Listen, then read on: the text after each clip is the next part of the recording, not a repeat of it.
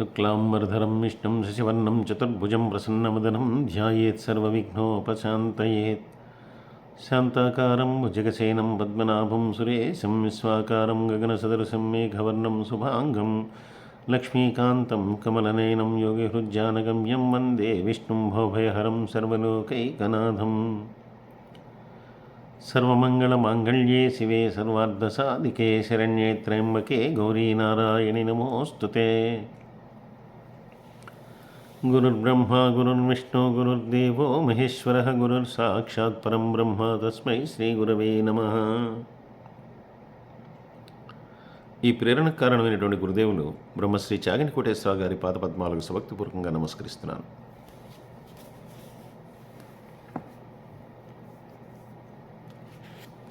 ఇలా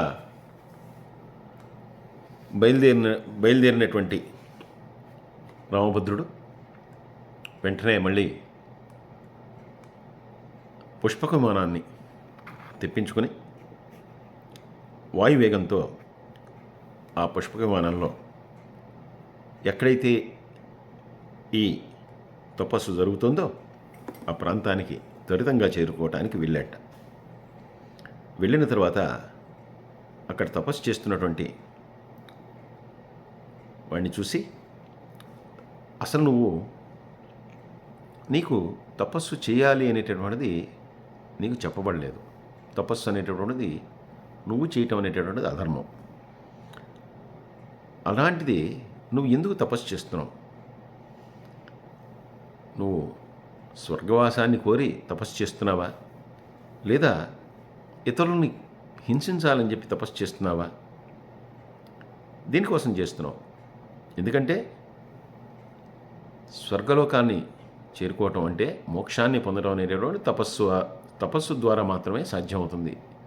ఇంకే రకంగానూ కూడా సాధ్యం కాదు. అందులో ఇది త్రేతాయుగంలో చెప్తున్నటువంటి సంగతి. కాబట్టి ఆ స్వర్గలోకాన్ని పొందడం అనేటటువంటిది కేవలం తపస్సు వల్లనే సాధ్యం. కానీ ఆ స్వర్గాన్ని పొందడానికి చేసేటటువంటి తపస్సు ఇలా ఉండదే. అది యోగ సాధన చేసి సమాధి స్థితికి వెళ్ళి మౌనంగా చేసి సాత్వికంగా చేసేటటువంటిది ఆ తపస్సు. అది కేవలం ఋషులు, బ్రాహ్మణులు వీరు మాత్రమే చేయగలుగుతారు. అలాగే మరొక తపస్సు ఈ రాజులు చేసేటటువంటిది. వాళ్ళు ఏదైనా ఒక కోరికతో చేసేటటువంటి తపస్సు అది రాజస తపస్సు. ఇంకా దేహాన్ని శుష్కింపజేస్తూ శరీర భాగాల్ని ఖండింపజేస్తూ పంచాగ్నుల మధ్య తలకిందులుగా వేలాడటం, తీవ్రంగా ఘోరంగా చేసేటటువంటి తపస్సు ఏదైతే ఉందో అది అసురం. ఇప్పుడు నువ్వు చేస్తున్నటువంటి తపస్సు ఏదైతే ఉందో అసురం చాలా తీవ్రమైనటువంటి ఘోరమైనటువంటి తపస్సు చేస్తున్నావు. నీ తపస్సు వల్ల ఇతరులకి ఇబ్బంది కలుగుతోంది, ఒకరు ప్రాణాలు కోల్పోయారు. కాబట్టి నువ్వు చేసేటటువంటి తపస్సును చూస్తుంటే నువ్వు ఎక్కడ కూడా సాత్వికమైనటువంటి తపస్సు చేయట్లేదు. కాబట్టి ఇది స్వర్గవాసానికి కానీ మోక్షానికి కానీ చేస్తున్నటువంటి తపస్సు కాదు అని చెప్పి నాకు అనిపిస్తోంది. కాబట్టి ఏదైతే నిజమో దాన్ని చెప్పు అని చెప్పి అడిగినప్పుడు ఈ తపస్సు చేస్తున్నటువంటి వాడు చెప్తూ ఉన్నాడు, నా పేరు శంభూకుడు. నేను బ్రాహ్మణుడిని కాదు, ఇతర వర్ణాల్లో జన్మించినటువంటి వాడిని. అయితే మాకు కూడా కోరికలు ఉండటంలో తప్పు లేదు కదా, మాకు కూడా కోరికలు ఉన్నాయి. నేను దేవలోకాన్ని జయించాలనేటటువంటి కోరికతోటి తపస్సు చేస్తున్నాను. నాకు స్వర్గంలో మోక్షంతో స్వర్గాన్ని చేరటం నా కోరిక కాదు, స్వర్గంలో సౌఖ్యాలను అనుభవించడం నా కోరిక. అందుకే నేను ఈ తపస్సు చేస్తున్నాను. ఈ తపస్సు ద్వారా బ్రహ్మగారినో పరమేశ్వరుణ్ణో ఆ నారాయణుణ్ణో మెప్పించి స్వర్గాధిపత్యాన్ని సర్వ సౌఖ్యాన్ని లభించడం అనేటటువంటిది నా కోరిక అని చెప్పి ఈయన చెప్తూ ఉండగానే, ఈ శంభూకుడు చెప్తూ ఉండగానే రామునికి తీవ్రమైనటువంటి కోపం వచ్చిందిట.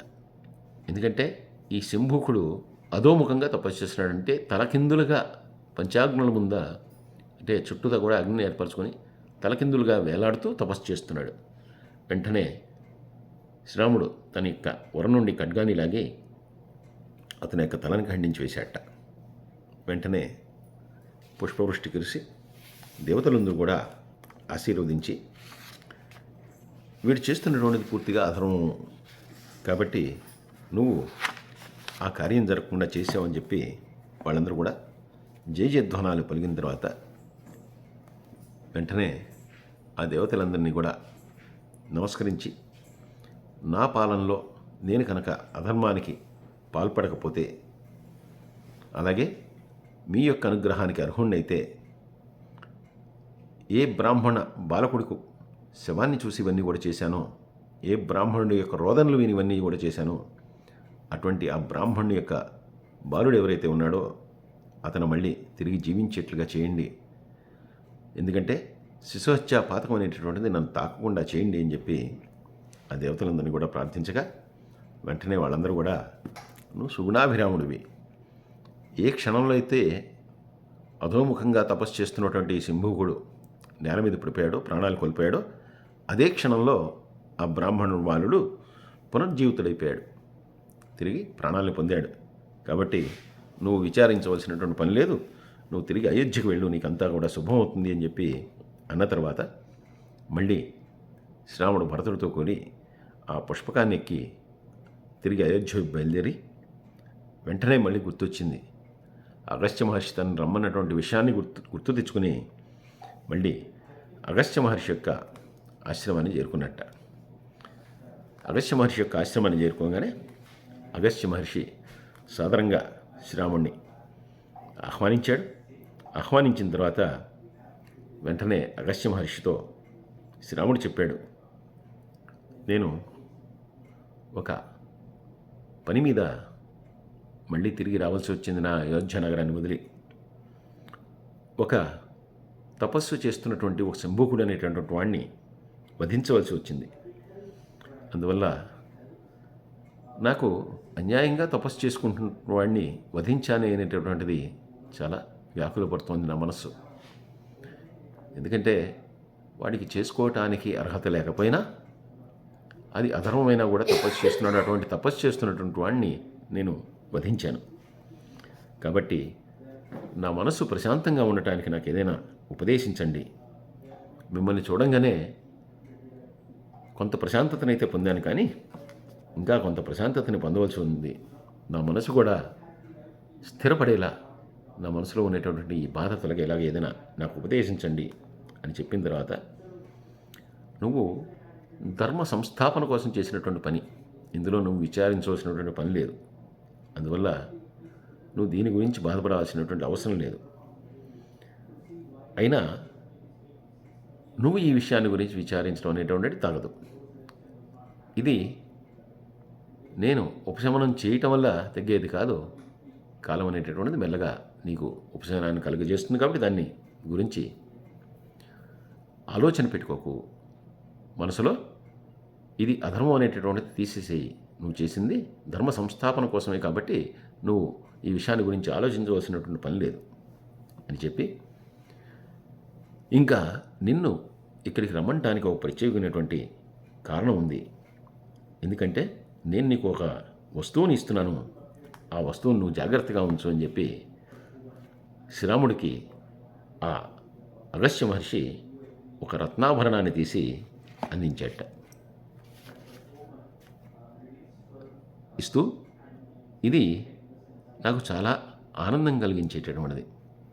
ఎందుకంటే ఇంద్రాది దేవతలందరినీ కూడా రక్షించేటటువంటి సమర్థత కలిగినటువంటి వాడివి నువ్వు. నీకు దీన్ని ఇవ్వటం వలన నా మనసు ప్రశాంతంగా ఉంటుంది. ఇది సాక్షాత్తు దేవశిల్పి అయినటువంటి విశ్వకర్మ నిర్మించినటువంటి రత్నాభరణం. కాబట్టి దీన్ని నువ్వు గ్రహించు, దీన్ని నువ్వు తీసుకో.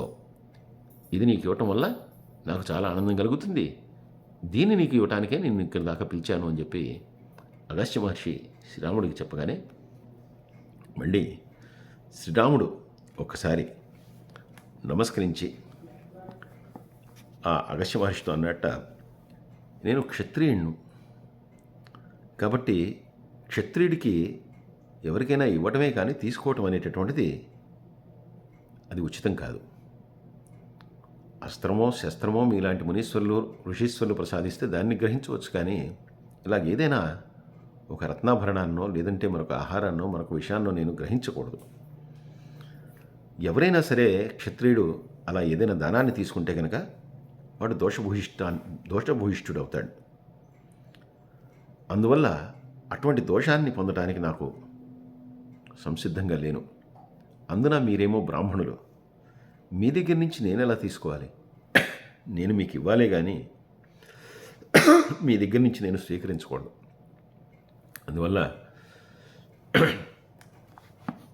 మీకు కోపాన్ని తెప్పించడం అనేటటువంటిది నా ఉద్దేశం కాదు, కానీ ఇలా తీసుకోవటం అనేటటువంటిది నా ధర్మం కాదు అని చెప్పి నాకు అనిపిస్తోంది అని చెప్పి శ్రీరాముడు అనగానే అగస్త్య మహర్షి, నువ్వు సాక్షాత్తు ధర్మమూర్తివి, నీకు ధర్మాన్ని పెద్దగా బోధించాల్సినటువంటి అవసరమే లేదు.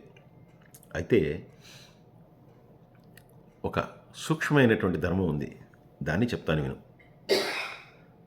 ఒక క్షత్రియ వంశానికి చెందినటువంటి రాజుగా కాకుండా ఒక ప్రజాపాలకుడిగా నీకు నేను దీన్ని ఇస్తున్నాను. ఎందుకంటే ఆ రాజ్యంలో విలువైనటువంటిది ఏదైనా ఉంటే గనక అది ప్రభువుదే ఉండాలి అనేటటువంటిది నియమం. నువ్వు మా అందరికీ కూడా ప్రభువువి కాబట్టి ఇటువంటి విలువైనటువంటి రత్నాభరణం నీ దగ్గర ఉండాలి. ఇది ధర్మ సూక్ష్మం కాబట్టి ఇది నీ దగ్గర ఉండదగింది, నువ్వు ఉంచుకోవాల్సింది. నువ్వు 3 లోకాలని కూడా తరింపజేయగలిగినటువంటి సమర్థుడివి. అందువల్ల నేను దీన్ని నీకు ఇస్తున్నాను కాబట్టి నువ్వు తీసుకో, ఈ ధర్మ సూక్ష్మాన్ని గ్రహించు అని చెప్పి అన్న తర్వాత, నేను మీ యొక్క ధర్మ సూక్ష్మాన్ని నేను అంగీకరిస్తున్నాను. అయితే ప్రజాపాలకుడైనటువంటి వాడు ఏ రకంగా ఒక దానాన్ని స్వీకరించవచ్చు దాన్ని కూడా తెలియజేయండి అని చెప్పి అన్న తర్వాత అగస్త్య మహర్షి మళ్ళీ చెప్తూ, ఈ విషయాన్ని నీకు ఈ ధర్మ సూక్ష్మాన్ని మరింతగా వివరిస్తాను విను. కృతయుగంలో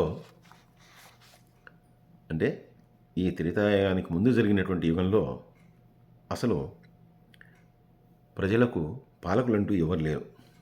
అయితే శతక్రతువు 100 యజ్ఞాలు చేసినటువంటి ఆ ఇంద్రుణ్ణి, ఆ శతక్రతువుని తమ యొక్క పాలకుడిగా నియమించమని చెప్పి ప్రజలందరూ కోరుగా ఆ ఇంద్రుడికి ఆ పదవిని కట్టబెట్టారు. ఆ ఇంద్రుని యొక్క తేజస్సులో పావు వంతు అంటే 25% ప్రభువుగా ఉన్నటువంటి ప్రతి ఒక్కరికి కూడా ఉంటుంది. కాబట్టి నువ్వు కూడా ఆ ఇంద్రుని యొక్క అంశలో కొంత అంశ నీ మీద ప్రజాపాలకుడిగా ఉంటుంది. కాబట్టి నువ్వు ఆజ్ఞాపించటం అనేటటువంటిది ఒక ప్రజాపాలకుడిగా నీ విధే కాదన్ను. అయితే ఇంద్రునికి ముఖ్యంగా 4 పాలకుల మీద ఆధారపడి ఉంటాడు. ఆయనకి కుబేరుని యొక్క అంశ ఏదైతే ఉందో అది సౌభాగ్యాన్ని సిద్ధింపజేస్తుంది. యముని యొక్క అంశ లోక శాసనాన్ని చేస్తుంది. వరుణుడి యొక్క పాలన పోషకరమవుతుంది.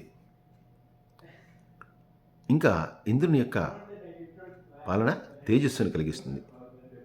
ఈ రకంగా వీరి యొక్క 4 అంశాలు నీలో ఉన్నాయి కాబట్టి ఇంద్రుని యొక్క పావు అంటే 25% అంశం నీలో ఉంది కాబట్టి నువ్వు ఈ ఆభరణాన్ని సాక్షాత్తు విశ్వకర్మ చేయబడినటువంటి ఈ ఆహారాన్ని గ్రహించడానికి నీకు అన్ని రకాల కూడా అన్ని విధాలా కూడా నీకు యోగ్యత ఉంది కాబట్టి నువ్వు దీన్ని గ్రహించవలసి ఉంటుంది అని చెప్పి అన్న తర్వాత అగస్త్య మహర్షి ఇచ్చినటువంటి ఈ వివరణకు సంతృప్తి చెందినటువంటి శ్రీరాముడు మారు మాట్లాడకుండా ఆ ఆభరణాన్ని అగస్త్యముని దగ్గర నుంచి గ్రహించి ఇది వెలలేనటువంటి అమూల్యమైనటువంటి ఆభరణం అని చెప్పి అనడంలో ఎటువంటి సందేహం లేదు.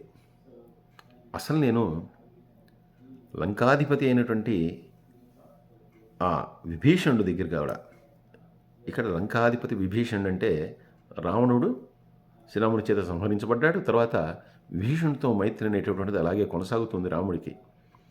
కాబట్టి విభీషణుడి దగ్గర కూడా ఇటువంటి హారాన్ని నేను చూసి ఉండలేదు. ఎందుకంటే లోకంలో ఉన్నటువంటి సమస్త సంపదలు కూడా రావణాసురుడి దగ్గరే ఉన్నాయి.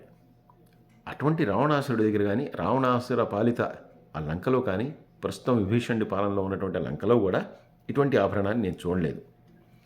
అసలు విశ్వకర్మ ఇటువంటి అద్భుతమైనటువంటి సౌందర్యం కలిగినటువంటి ఈ ఆభరణాన్ని ఎందుకు తయారు చేయాల్సి వచ్చింది, దీన్ని ఎవరి కోసం తయారు చేశాడు, అది మీ దగ్గరికి ఎలా వచ్చింది, మీరు నాకు దీన్ని విలువైంది కాబట్టి ఇవ్వాలని చెప్పి అనుకుంటున్నారు, బాగుంది, కానీ అసలు మీ దగ్గరికి ఎలా వచ్చింది ఆ విషయాన్ని నాకు చెప్పండి అని చెప్పి అన్న తర్వాత మళ్ళీ అగస్త్య మహర్షి చెప్తూ ఉన్నాడు.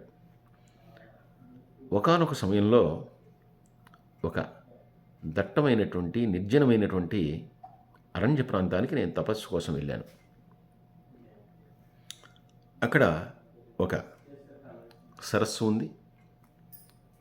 జలం ఉన్నటువంటి ప్రాంతం, తపస్సుకు యోగ్యమైనటువంటిది, అలాగే నిర్జనమైనటువంటి ప్రాంతం కాబట్టి ఎటువంటి ఇబ్బంది కలగనేటటువంటి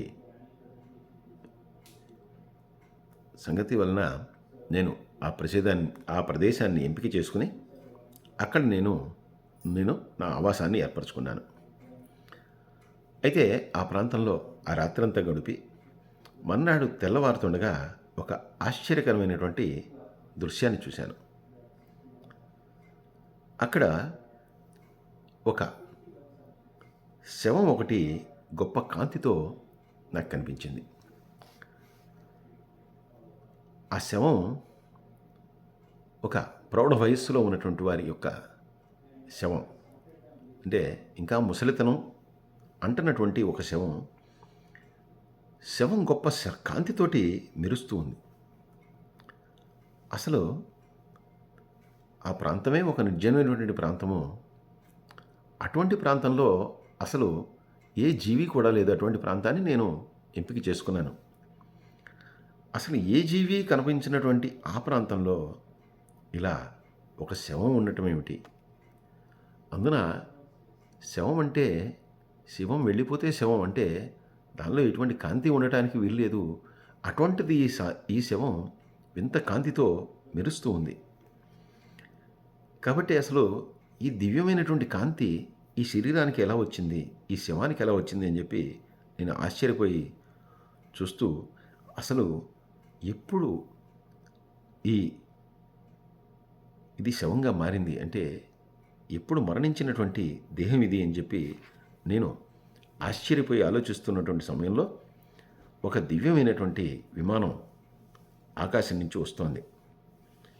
దానిలో దేవగణాలతో కూడినటువంటి ఒక నరుడు అక్కడికి వచ్చాడు. వచ్చినటువంటి ఆ నరుడు ఆ దేవగణాలతో కూడి ఆ విమానంలో వచ్చాడు. వచ్చినటువంటి వాడు వెంటనే ఆ విమానాన్ని దిగాడు. విమానాన్ని దిగి తేజస్సుతోటి కాంతితోటి మెరుస్తూ ఉన్నటువంటి ఆ శవంలో కొంత మాంసాన్ని తిన్నాడు. తిన్న తర్వాత మళ్ళీ తిరిగి ఆ విమానం ఎక్కి వెళ్ళిపోయాడు. రామ, నేను చెప్పినటువంటి విషయమే చాలా ఆశ్చర్యకరమైనటువంటిది. ఇందులో మరొక ఆశ్చర్యకరమైనటువంటి విషయం ఏంటంటే, అద్భుతమైనటువంటి విషయం ఏంటంటే, ఏ నరుడైతే వచ్చి ఆ శవంలో ఉన్నటువంటి కొంత భాగ మాంసాన్ని తిని వెళ్ళాడో అక్కడ ఉన్నటువంటి శవము, ఆ వచ్చినటువంటి యొక్క నరుడు ఇద్దరు కూడా ఒకే రూపంలో ఉన్నారు. అంటే ఏ నరుడైతే ఆకాశం నుంచి దేవగణాలతో కూడి వచ్చాడో ఆ నరుడే శవంగా ఉన్నటువంటి తన శరీరాల నుంచి కొంత మాంసాన్ని తిని వెళ్ళిపోయాడు అని చెప్పి అగస్త్యుడు చెప్పగానే ఒక్కసారి శ్రీరామచంద్రుడు కూడా ఆశ్చర్యపోయాట. అలా ఎందుకు జరిగింది అనేటటువంటి విషయాన్ని రేపటి రోజున తెలుసుకుందాం. సర్వే జనా సుఖినో భవంతు, సంస్థలో కాశి సుఖినో భవంతు. స్వస్తి.